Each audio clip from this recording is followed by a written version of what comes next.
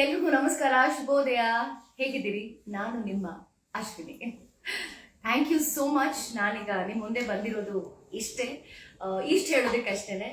ನನ್ನನ್ನು big boss ಮನೆಯಲ್ಲಿ ಇಷ್ಟು ದಿನ ವೋಟ್ ಮಾಡಿ ಸಪೋರ್ಟ್ ಮಾಡಿ ಇಷ್ಟು ಪ್ರೀತಿ ಕೊಟ್ಟು ನನ್ನ ಉಳಿಸ್ಕೊಂಡಿದ್ದೀರಾ ಅಂತಾದಾಗ ನಾನು ಹೇಗೆ ನಿಮಗೆ ಥ್ಯಾಂಕ್ಸ್ ಹೇಳದೆ ಹೋಗೋದಕ್ಕಾಗುತ್ತೆ? ನಿಮ್ಮೆಲ್ರಿಗೂ ಗೊತ್ತಿದೆ ಫಿನಾಲೆ ಒತ್ತಡ ಅಷ್ಟೇ ಇತ್ತು ಅಂತ. ಹಾಗಾಗಿ ಫಿನಾಲೆ ಮುಗಿದ ತಕ್ಷಣ ನನ್ನ ಕುಟುಂಬದ ಜೊತೆ ಸೇರ್ಕೋಬೇಕು ಅಂತ, ಒಂದಷ್ಟು ಕಾಲ ಕಳಿಬೇಕು ಅಂತ ನಾನು ಹೊರಟೋದೆ. ಖಂಡಿತವಾಗ್ಲೂ ಸೈಲೆಂಟ್ ಆಗಿ ಹೋದೆ ಅಂದ ಮಾತ್ರಕ್ಕೆ ವೈಲೆಂಟ್ ಆಗಿ ವಾಪಸ್ ಬರಲ್ಲ ಅಂತಲ್ಲ, ವೈಲೆಂಟ್ ಆಗಿ ವಾಪಸ್ ಬಂದಿದ್ದೀನಿ. ಇನ್ನೇನು ಒಂದಷ್ಟು ಇಂಟರ್ವ್ಯೂಸ್ ಕೊಡ್ತೀನಿ, ನಿಮ್ಮ ಮುಂದೆ ಬರ್ತೀನಿ, ನಿಮ್ಮೆಲ್ಲರ ಜೊತೆ ಇಂಟ್ರಾಕ್ಟ್ ಮಾಡ್ತೀನಿ. ಬಟ್ ಬಿಫೋರ್ ದ್ಯಾಟ್, ನನ್ನನ್ನು ಬಿಗ್ ಬಾಸ್ ಮನೆಯಲ್ಲಿ ವೋಟ್ ಮಾಡಿ ಉಳಿಸ್ಕೊಂಡಂತಹ ಪ್ರತಿಯೊಬ್ಬರಿಗೂ ಕೂಡ ನಾನು ಇಲ್ಲಿಂದಾನೆ ಥ್ಯಾಂಕ್ಸ್ ಅಂತ ಹೇಳೋಕೆ ಇಷ್ಟಪಡ್ತೀನಿ.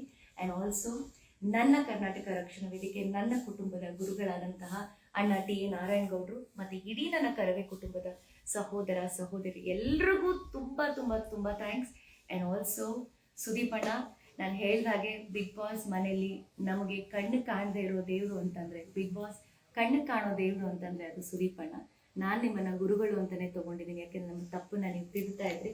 ಥ್ಯಾಂಕ್ ಯು ಅಣ್ಣ. ನಿಮ್ಮ ತಪ್ಪುಗಳನ್ನ ತಿದ್ದಿದ್ದಕ್ಕೆ ನಾನು ಅಲ್ಲಿ ಫಿನಾಲೆವರೆಗೂ ಬರೋದಕ್ಕೆ ಸಾಧ್ಯ ಆಯಿತು.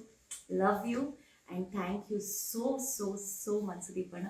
ಆ್ಯಂಡ್ ಎಲ್ಲ ನನ್ನ ಕಂಟೆಸ್ಟೆಂಟ್ಸ್ ಯಾರು ನನ್ನ ಜೊತೆ 23 ಜನ ಟ್ರಾವೆಲ್ ಮಾಡಿದ್ರು, ನನ್ನ ಏಳು ಬೀಳುಗಳಲ್ಲಿ ನನ್ನನ್ನು ಬೆನ್ನು ತಟ್ಟಿದ್ದಾಗ್ಬೋದು, ನನ್ನೆಲ್ಲ ಛಲ ಹುಡ್ಸಿದ್ದಾಗ್ಬೋದು, ಅದರ ಕ್ರೆಡಿಟ್ ನಾನು ಎಲ್ರಿಗೂ ಕೊಡ್ತೀನಿ.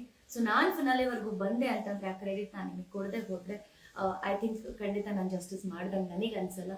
So thanks to everybody. ಯಾರು ನನಗೆ ಬಿಗ್ ಬಾಸ್ ಮನೆಯಲ್ಲಿ ನನ್ನ ಜೊತೆ ಒಂದು ಕುಟುಂಬದ ಥರ ಇದ್ರು, ಪ್ರತಿಯೊಬ್ಬರಿಗೂ ನಾನು ಥ್ಯಾಂಕ್ಸ್ ಹೇಳ್ತೀನಿ.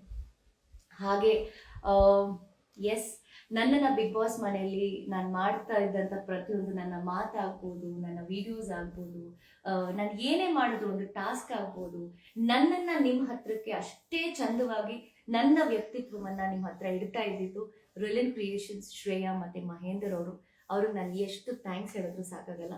ಬಿಕಾಸ್ ಅಶ್ವಿನಿ ಅಷ್ಟು ದಿನ ಜರ್ನಿ ಮಾಡಿದ್ದೀನಿ ಅಂತಂದರೆ ನನ್ನ ಬೆನ್ನ ಹಿಂದೆ ಯಾರು ನಿಂತಿದ್ರು ಅವರು ನಾನು ಮರಿಲೇಬಾರ್ದು. ಸೊ ಡೆಫಿನೆಟ್ಲಿ ನನ್ನ ಬೆನ್ನ ಹಿಂದೆ ಶ್ರೇಯಾ ಆ್ಯಂಡ್ ಮಹೇಂದರ್ ಖಂಡಿತ ಇದ್ದರು. ಆ್ಯಂಡ್ ನನ್ನ ಫ್ಯಾಮಿಲಿ ಇತ್ತು. ಹಾಗಾಗಿ ನಾನು ಯಾವತ್ತೂ ಕೂಡ ಅವ್ರನ್ನ ಮರೆಯೋದಿಲ್ಲ. And I trust them. ಇವತ್ತಿಗೂ ಈ ಕ್ಷಣಕ್ಕೂ ಅವ್ರಿಗೆ ಅವ್ರು ನನಗೆ ಮಾತು ಕೊಟ್ಟಿದ್ರು, ಬಟ್ ಆ ಮಾತನ್ನು ಅವ್ರು ಉಳಿಸ್ಕೊಂಡಿದ್ದಾರೆ, ನನ್ನ ವ್ಯಕ್ತಿತ್ವನ ಎತ್ತಿ ಹಿಡಿದಿದ್ದಾರೆ. So thanks to them. And ಇಡೀ ಕರ್ನಾಟಕ ಜನತೆ ನನ್ನನ್ನು ವೋಟ್ ಮಾಡಿ ಸಪೋರ್ಟ್ ಮಾಡಿ ನೀವು ಅಲ್ಲಿ ತನಕ ನನ್ನನ್ನು ಕರ್ಕೊಂಡು ಬಂದಿದ್ದೀರಾ ಅಂದರೆ ನಾನು ಆಲ್ರೆಡಿ ಗೆದ್ದಿದ್ದೀನಿ ಅಂತಲೇ ಅರ್ಥ. ನಿಮ್ಮ ಮನಸ್ಸಲ್ಲಿ ಒಂದಿಷ್ಟು ಜಾಗ ನನಗೆ ಕೊಟ್ಟಿದ್ದೀರಾ ಅಂದರೆ I am very happy. Thank you. Lots of love. And ತುಂಬ ಜನ ಕೇಳ್ತಾ ಇದ್ದಾರೆ ನೀವು ವಿನ್ ಆಗಬೇಕಿತ್ತು ಅಂತ. ನಾನು ಆಲ್ರೆಡಿ ವಿನ್ ಆಗಿಬಿಟ್ಟಿದ್ದೀನಿ. ನೀವೆಲ್ಲರೂ ಮನಸ್ಸನ್ನು ಗೆದ್ದಿದ್ದೀನಿ ಅಂದರೆ ನಾನು ಆಲ್ರೆಡಿ ವಿನ್ ಆಗಿದ್ದೀನಿ ಅಂತಲೇ. ಕಪ್ ಒಬ್ಬರಿಗೆ ಸಿಗಬೇಕು. ಸೊ ಹಾಗಾಗಿ ಕಪ್ಪನ್ನು ಯಾರೇ ಗೆದ್ದಿದ್ರು ಕೂಡ ನನಗೆ ಖುಷಿನೇ ಇದೆ. ನಾನು ಸೋತಿದ್ದೀನಿ ಅಂತ ಖಂಡಿತ ನನಗೆ ಬೇಜಾರಿಲ್ಲ. ಬಟ್ ಗೆದ್ದಿರೋಂಥ ವ್ಯಕ್ತಿಗೆ ಇಲ್ಲಿಂದಾನೇ ನಾನು ಆಲ್ ದ ವೆರಿ ಬೆಸ್ಟ್ ಅಂತ ಹೇಳ್ತೀನಿ. Good luck. ನಿಮ್ಮನ್ನು ಮೀಟ್ ಮಾಡಬೇಕು, ಫ್ಯಾನ್ಸ್ ಮೀಟ್ ಮಾಡಿ ಅಂತ ಕೇಳ್ತಿದ್ದಾರೆ.